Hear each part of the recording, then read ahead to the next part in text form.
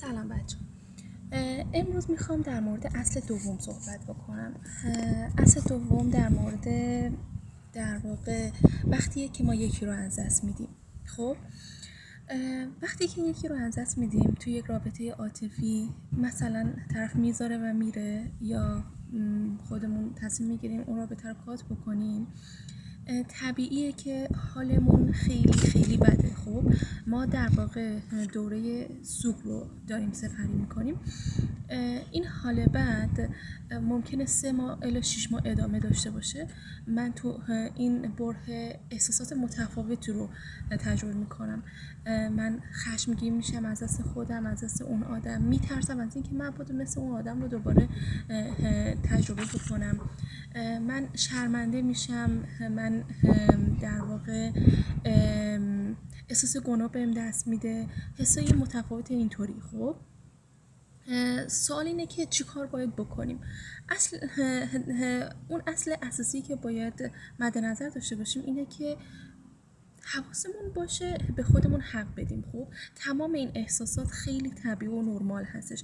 اگر من میترسم، اگر عصبانیم، اگر دلم تنگ میشه و یه حسی درون من میگه دوباره رابطه رو از اول بگیر، مضطرب میشم.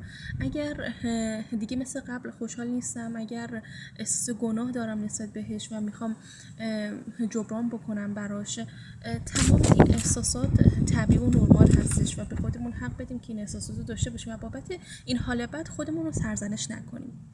کار اولی که باید انجام بدیم. کار دوم حرف زدن هستش.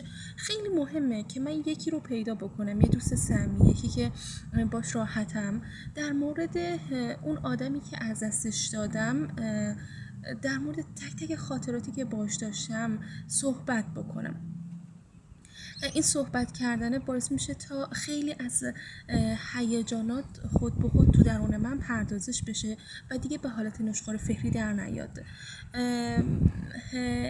مهمه که این آدمی که من انتخاب میکنم برای حرف زدن آدمی باشه که قضاوت نکنه و جلوی حرف زدن منو نگیره.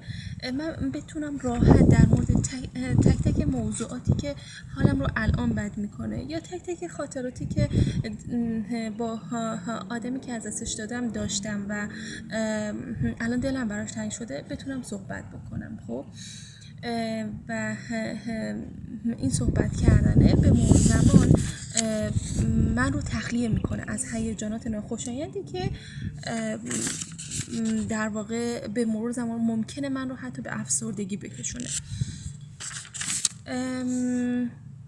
خب این دوتا کار اساسی هستش که باید انجامش بدیم. میتونیم به عنوان اصل دوم بگیم که برای اینکه موقعی که تو یه رابطه شکست میخوریم، ناکام میشیم و کسی رو از دست میدیم، دچار افسردگی نشیم، باید احساسات خودمون رو بدیم به خودمون، احساسات خودمون رو ببینیم و به خودمون حق بدیم و از طرفی یکی رو پیدا بکنیم تا بتونیم تخلیه هیجانی کنیم. تا اصل بعدی، خدا نگهدار.